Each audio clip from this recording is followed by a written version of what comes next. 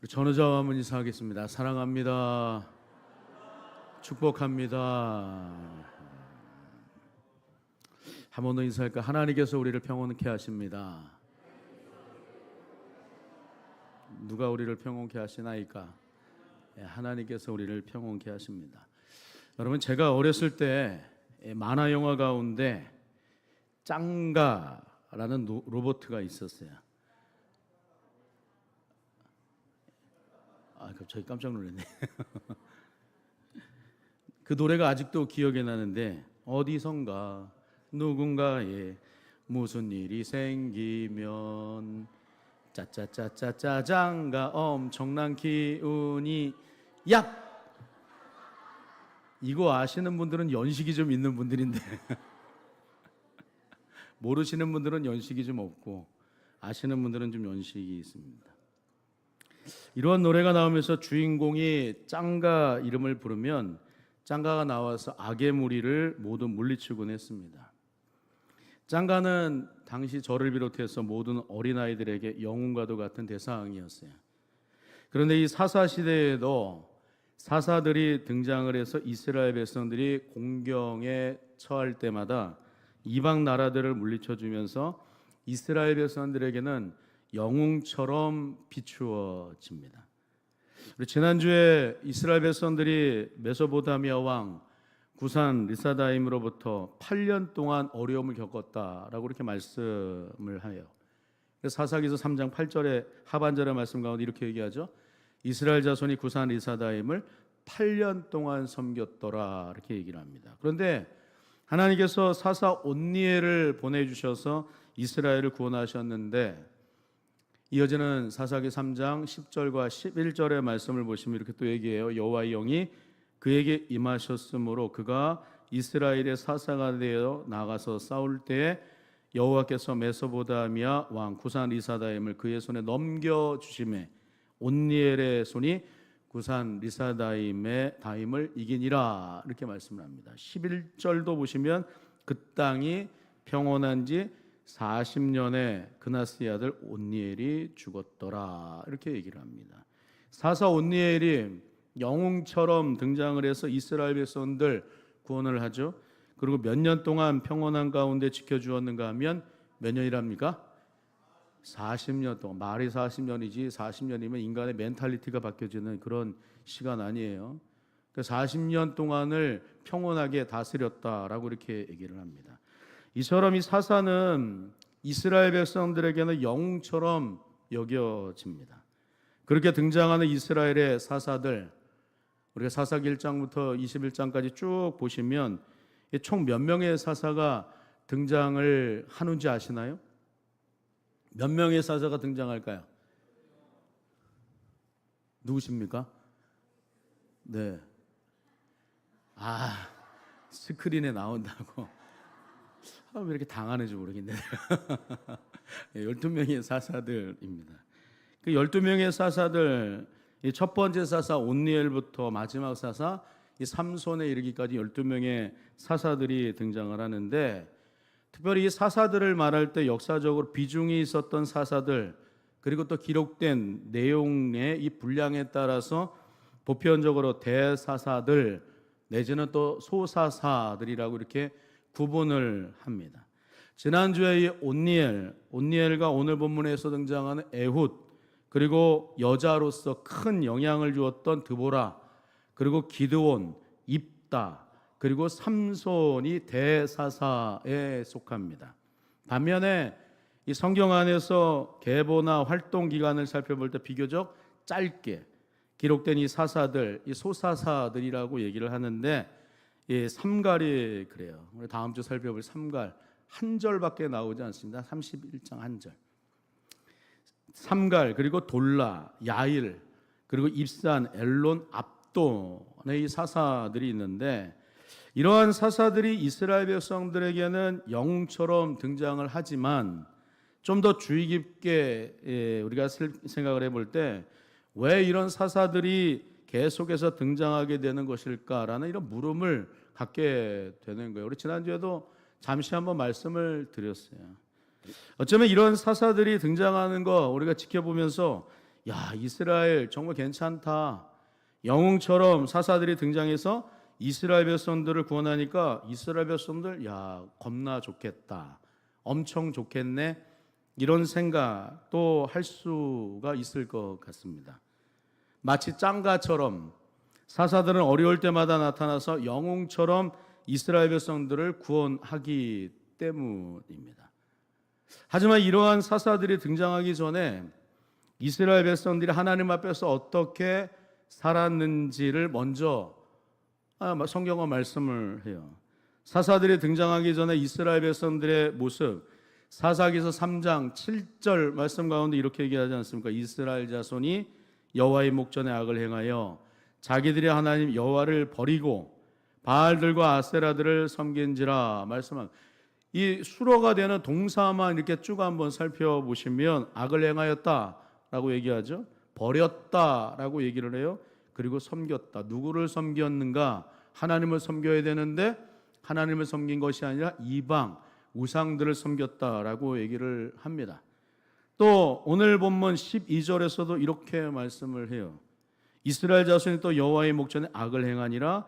이스라엘 자손이 여호와의 목전에 악을 행함으로 여호와께서 모압 왕 에글론을 강성하게 하사 그들을 대적하게 하시매라는 말씀을 합니다. 사사들이 나타나기 전에 이스라엘 백성들 하나님 앞에서 어떠한 삶을 살았는가에 대해서 악을 행하였다라고 얘기를 해요. 하나님께서 다른 이방 나라들의 손에 이스라엘 백성들을 붙이셨다라고 이렇게 말씀을 합니다. 사사 온니엘이 등장하기 전에 하나님께서는 이스라엘 백성들의 행태를 기소했어요. 그리고 진노하십니다. 그 진노로 이스라엘 백성들이 힘 있는 나라들로부터 징계받았다, 억압받았다라고 하는 것을 말씀. 오늘 본문 13절에서는 어느 민족, 어느 나라가 등장하는가? 모압 왕 에글론을 강성하게 하셨다. 그래서 이스라엘 백성들에게 붙이셨다라고 이렇게 말씀을 해요. 13절 한번 같이 한번 읽어보겠습니다. 시작. 에글론이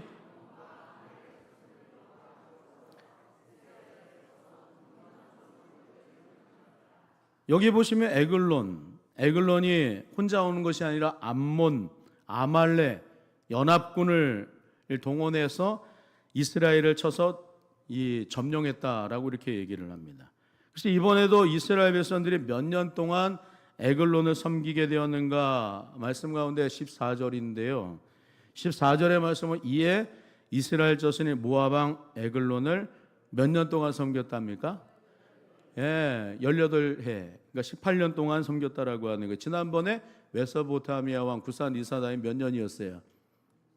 8년 동안 섬겼다 그러잖아요. 그럼 더 합해서 보면은 18년, 그러니까 10년 플러스 더 이 억압과 압제를 이 모압 에글론으로부터 당하였다라고 얘기를 하는 거예요. 그러니까 여러분 말이 이게 18해이지 정말 견디기 얼마나 힘들었는지 우리가 또 생각하게 되는 거예요. 8년도 견디기 힘들었는데 거기다 플러스 10년 더해서 18해 동안 섬겼다라고 하는 거 그냥 섬깁니까? 억압과 압제 속에서 섬겼다라고 하는 것이죠. 그러니까 얼마나 이들이 지독스럽게 몸살을 앓았는지를 우리가 생각하게 되는 거예요. 이스라엘 백성들이 악을 행하였던 것 기소하심으로 그에 따른 보응으로 다른 민족을 섬기게 하셨다라고 하는 거예요. 그랬더니 그 억압과 압제가 얼마나 고통스러웠는지 이스라엘 백성은 하나님 앞에 부르짖습니다. 오늘 15절 상반절의 말씀이 바로 그 대목인데 이스라엘 자손이 여호와께 부르짖음에라고 얘기해요. 부르짖었다라고 하는 거 그냥 살려주세요 이렇게 한 것이겠어요? 큰 소리로 소리 확 지르고 싶은데 지르면 안 될 것 같아요. 큰 소리로 막 외치지 않았겠어요? 하나님 살려주세요 이렇게. 이와 같은 모습을 살펴보면 왜 이스라엘 백성들이 이처럼 많은 이 사사들 이스라엘 백성들 가운데 이렇게 많은 사사들이 등장하는 것일까라는 질문을 하게 됩니다. 와, 이스라엘 백성들 사사들이 그들에게 이처럼 나타나서 도와주니 참 좋겠다. 이것이었겠어요? 그렇지 않죠. 이스라엘 백성들이 어째서 왜 이렇게도 하나님 앞에 악을 도모하며 살았는지 모르겠다. 이러한 생각과 더불어서 고개를 이렇게 가로 이렇게 젓게 되는 그런 일들을 우리가 생각할 수 있게 됩니다. 그래서 지난주에도 말씀을 드렸지만 사사시대는 이러한 영적인 악순환이 계속이 되는 거예요. 첫 번째, 이스라엘 자손이 여호와의 목전에 악을 행하고 우상을 숭배하는 것, 범죄를 말합니다. 두 번째, 하나님이 진노하셔서 주변 이방 민족들로부터 압제를 받게 하십니다. 이걸 징계라고 얘기를 해요. 세 번째, 괴로움을 견디지 못한 이스라엘이 하나님께 살려달라고 회개하며 부르짖습니다. 이게 회개예요, 회개. 하나님 살려주십시오. 다시는 그러지 않겠습니다. 회개하는 거예요. 그러면 네 번째, 하나님께서 그 부르짖음을 들으시고 그들을 구원할 사사들을 보내주시는 거예요. 구원에 관련된 거예요. 그리고 이스라엘 백성들 사사가 살아있을 동안에 샬롬의 땅에서 이 평안을 꿈꾸며 삶을 살게 되는데 이 평온함과 샬롬의 은혜가 넘치게 된다라고 얘기를 합니다. 구원을 받게 되는 거예요.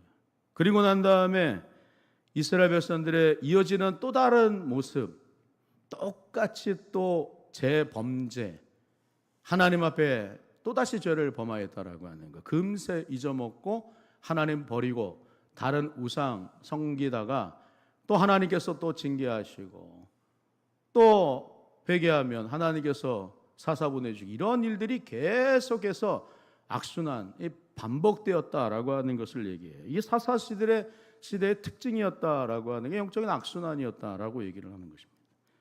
왜 사사 시대 속에서 이스라엘은 이러한 영적인 악순환을 반복하게 되는 것일까? 가장 근본적인 영적인 원인은 이스라엘의 왕이 없었기 때문이라고 하는 거예요. 그들의 심령 안에 만왕의 왕으로 하나님이 자리 잡아야 되는데 자리 잡지 않았기 때문이라고 하는 거예요. 이스라엘 땅에 진짜 왕이 없었는가 하면 그렇지 않았죠. 왕이 계셨어요. 이스라엘 민족 자체에게도 왕이신 분은 하나님이신 줄로 믿습니다. 뿐만 아니라 이스라엘 땅 밖에서도 만왕의 왕은 누가 되시는가 하면 하나님이에요. 그러니까 하나님께서 두루두루 이런 일들을 다 나타내 보여주시는데 이스라엘 백성들 하나님을 왕으로 모시지 않음으로 인하여서 하나님을 버려버리는 거예요. 거절해버리는 거예요. 그러니까 하나님 말씀과 규례의 법도대로 삶을 살지 않는 것입니다. 자기 기준, 내 생각이 옳지. 두루두루 다 그런 거예요. 모두가 다 절대적인 기준이 없어요. 상대적인 사람들의 생각이 가장 옳은 거예요. 제 생각이 맞고요. 성도님들 생각이 맞는 거예요. 누구나가 다. 오늘날 시대도 그렇지 않습니까? 누가 말하는 것이 먼저 말하고 목소리 큰 사람이 장땡이잖아요. 오늘날 세대가 그렇지 않아요? 누가 큰 소리로 막 힘있게 매력적인 어떤 그 견해 주장을 하면 그런가 보다. 그리고 내가 뭔가 조금 알고 있으면 그걸 막 얘기하다 보면 또 그것이 그런 줄 알고 착각하면서 삶을 사는 시대가 바로 오늘날 우리 시대 아닙니까? 사사 시대가 바로 그러했다라고 하는 거. 그러니까 이스라엘 백성들은 왕의 규례와 법도 말씀이 아닌 자신의 기준과 눈앞에 놓여진 이익에 따라서 삶을 살았기 때문에 항상 문제였다. 영적인 암흑기. 이런 악순환이 계속 되풀이될 수밖에 없었다라고 하는 것을 지적합니다. 또 다른 이유는 가나안 거류민들 남겨놓았기 때문이라고 하는 거. 왜 말씀 안 됐습니까? 말씀 들어야지. 남겨놓지 말라는데 왜 여호와의 헤렘 하나님의 말씀에 온전히 순종하지 않았냐라고 하는 거예요. 남겨놔도 뭐 되죠 뭐. 걔네들이 산다고 우리 섬기면서 산다고 하는데 우리가 어찌 그들을 그냥 나몰라라 할 수 있습니까?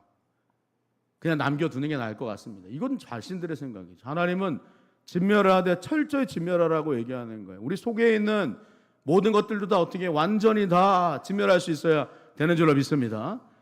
속에 있는 쓴뿌리까지 다 끄잡아내야 되는 거예요. 토설해야죠. 그래야 된다라고 하는 거예요. 그렇게 남겨놓은 그 민족들 때문에 그들로부터 또다시 이렇게 영향을 받게 되는 것, 그들의 사상, 그들의 경험, 그들의 문화, 종교 모든 것이 하나님보다 앞섰기 때문에 큰 문제, 이러한 지경에 이를 수밖에 없게 되었다라고 하는 것을 기소하는 거예요. 얘기하는 것입니다. 그런 가운데 하나님께서 사사를 세우시는 거예요. 오늘 본문 15절 중반절을 보시면 여호와께서 그들을 위하여 한 구원자를 세우셨으니 그는 곧 베냐민 사람 게라의 아들 왼손잡이 에웃이라. 이스라엘 자손이 그를 통하여 모압 왕 에글론에게 공물을 바쳤다라고 얘기를 합니다. 오늘 본문에서도 하나님께서는 구원자 사사 에웃을 준비시키십니다. 그런데 오늘 이 에웃을 한번 잘 들여다보면요, 이 에웃 앞에 붙여진 그의 특징에 대해서 얘기를 합니다. 뭐라고 얘기를 하죠? 내자인데 왼자로 시작하는데 왼손잡이라고 얘기를 해요. 여기서 에웃이 왼손잡이였다라고 하는 거 두 가지로 해석을 할 수가 있어요. 하나는 오른손에 장애가 있었기 때문에 왼손을 부득이하게 사용할 수밖에 없는 경우를 말하는 거예요. 오른손 사용할 수가 없어요. 장애가 있어서. 그러니까 왼손을 사용할 수밖에 없는. 그래서 왼손잡이라 에웃이 불리는갑다. 이렇게 해석을 할 수 있다라고 하는 것이죠. 그의 오른손이 다친 사람 또는 오른손 사용이 제한된 묶여있는 사람이라고 하는 뜻인데, 이렇게 말씀을 해석하면 당시 왼손잡이 에웃은 오른손에 장애가 있는 사람으로 연약한 사람이라고 하는 의미와 더불어서 굉장히 사람들로부터 별로 이렇게 주목받지 못한 대상이다라고 하는 것을 우리가 어렵지 않게 생각해 볼 수가 있습니다. 당시 이스라엘 사회에서 위험한 일을 맡겨도 괜찮다고 여겨지는 비주류의 사람이라고 취급받는 그 사람이 바로 누가냐면 에웃이었다라고 얘기를 하는 거예요. 오른손 못 쓰니까 왼손을 쓰니까. 그러니까 저 사람 저렇게 해도 돼. 어려운 일들, 남들이 정말 하기 싫어하는 그 일들 시키면 돼. 그러니까 모압 왕 에글론에 가서 곡물 바치는 그 일들 아무도 하기 싫어하지 않겠어요?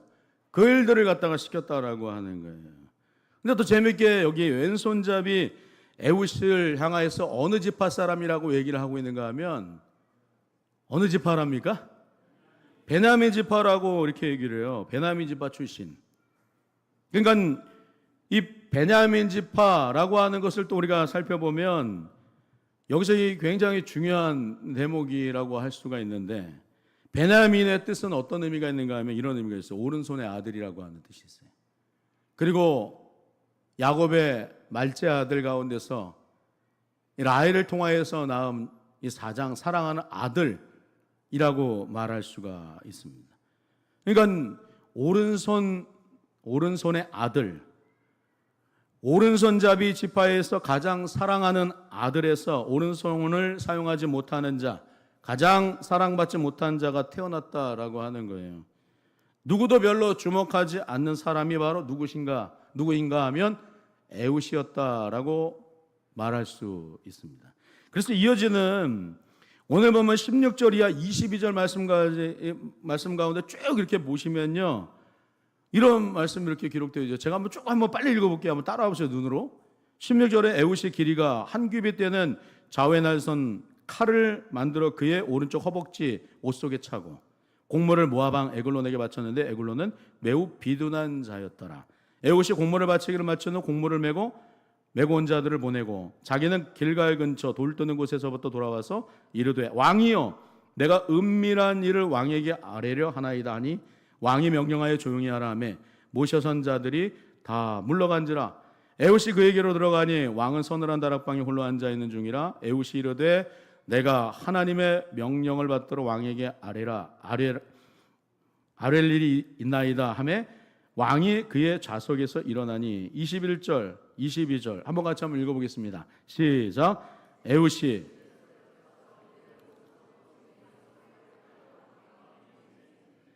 칼자루도 나를 따라 들어가서 그 끝이 등 뒤까지 나갔고 그가 칼을 그의 몸에서 빼내지 아니하였으므로 기름에 칼날이 엉겼더라. 이 말씀을 해요. 모압 왕 에글론에게 곡물을 바치러 간 에웃의 이 모습을 우리가 한번 살펴보십시오.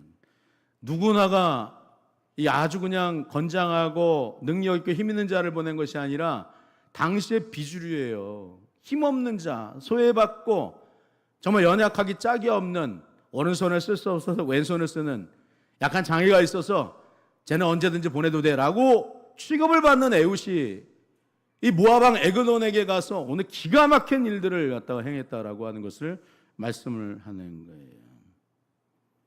하나님께서는 당시 연약하고 장애가 있어서 소외된 자였던 에훗을 부르셔서 이스라엘을 18해 동안 괴롭혀왔던 에글론의 손에서부터 구원하는 그 일들을 행하게 하셨다라고 말씀을 합니다. 또 왼손잡이에 대한 다른 해석은 에훗은 오른손과 왼손을 모두 사용할 수 있는 훈련된 용사였다라고 하는 그런 해석도 있어요. 여기서도 베냐미지파라는 말씀과 연관시켜서 우리가 생각을 해보면 우리 나중에 우리 살펴보는 사사기 20장에 가면요, 모든 이스라엘 백성들이 베냐민 지파하고 싸움을 하게 되는 그런 이 민족, 동족 간의 어떤 굉장한 싸움이 벌어지는 그 일들을 하나 겪게 됩니다. 그때 이 베냐민 지파 사람들을 설명할 때 사사기 20장 16절 말씀 가운데 이렇게 설명을 해요. 한번 같이 한번 20장 16절 한번 읽어보겠습니다. 시작. 이 모든 백성 중에서 택한 700명은 다 왼손잡이라 물매로 던지면 조금 더 틀림이 없는 자들이었더라. 이렇게 얘기를 해요. 그러니까 베냐민 지파는요, 700명 아주 능수능란하게 오른손을 왼손, 또 왼손을 오른손과 같이 능수능란하게 양손잡이를 훈련시키는 그런 사람들을 키워내는 그런 지파였다라고 하는 거예요. 그런데 그 중에 하나가 바로 누구시었냐면 에훗이었다라고 이렇게 얘기를 하는 거예요. 이런 사실을 다 종합해 볼 때 하나님께서는 준비된 사람들을 반드시 사용하신다라고 하는 것을 우리가 생각하게 됩니다. 이 두 가지 중 어떤 해석을 하더라도 중요한 사실은 하나님께서는 하나님의 구원 사역을 이루어 가시기 위해서 연약한 자이고 소외된 자, 또 장애가 있는 자이거나 또는 자신을 하나님 앞에 겸비되어 훈련된 이런 사람들 모두를 다 하나님의 주권적인 섭리 가운데, 뜻하심 가운데 반드시 사용하신다라고 하는 것을 말씀 가운데 우리가 살펴보게 된다라고 하는 거예요. 그것도 하나님의 주권적인 뜻을 이루어가기 위해서.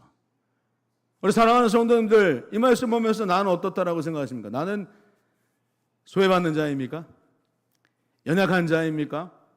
주목받지 못하는 자예요? 그럼에도 불구하고 하나님은 우리를 사용하시는 줄로 믿습니다. 그러면 잘 훈련된 자입니까?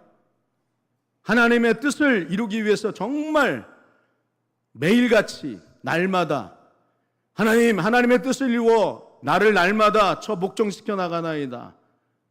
그렇게 스스로 실력을 갈고 닦는 그런 삶을 우리가 사십니까?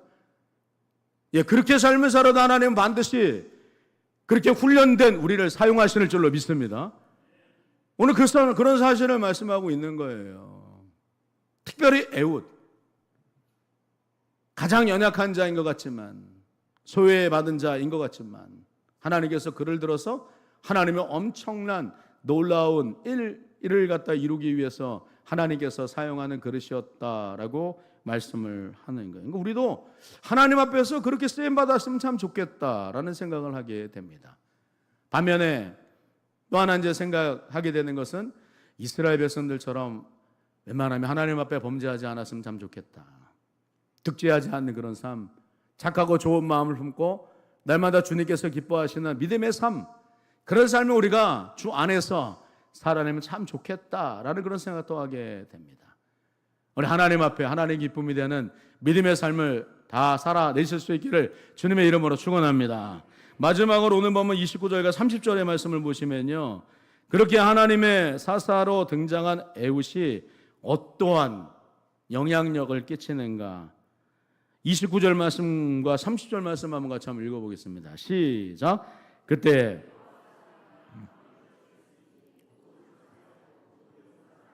한 사람도 도망하지 못하였더라. 그날에 모압이 이스라엘 수하에 굴복하며 그 땅이 80년 동안 평온하였더라. 할렐루야. 여기 약 몇 명을 죽였다라고 얘기해. 모압 사람 10,000명이에요. 10,000명. 모두가 다 어떤 사람이었답니까? 장사, 그리고 용사였다라고 하는 거야.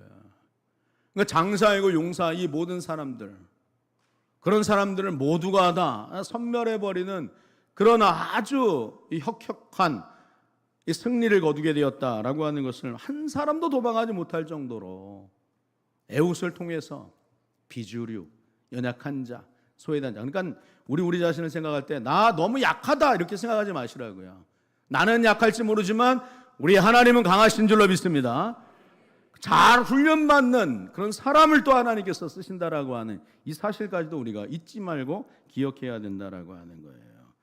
모압이 이스라엘과의 굴복하에 땅이 80년 동안 나 한 사람으로 인해서 우리 교회 공동체, 우리 열린교회 공동체가 늘 기쁨과 은혜 속에서 삶을 살아갈 수 있도록 한다라고 한다면 정말 나는 얼마나 하나님 앞에 기쁨이 되는 그런 사람인가 우리 생각하게 되는 것이죠.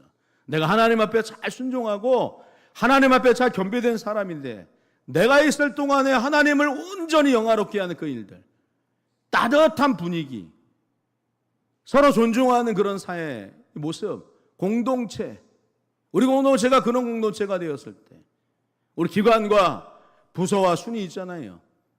우리 늘 위해서 기도하잖아요. 근데 그 부서와 기관과 순 그 가운데 하나님을 온전히 바라보는 애굽과 같은 이스라엘 사사와 같은 사람이 바로 나다라고 하는 생각을 할 때 얼마나 기관과 부서와 순이 아름답게 정말 하나님의 큰 놀라우신 은혜를 함께 누리며 삶을 살 수 있겠느냐라고 하는 거. 이 사실을 우리가 기억하시면서 하나님 앞에 하나님 그렇습니다. 나로 인하여서 내 기관이, 내 부서가, 내 순이 정말 하나님을 온전히 바라보고 영적으로도 승리하는 그와 같은 기관과 부서와 순이 되게 하옵소서.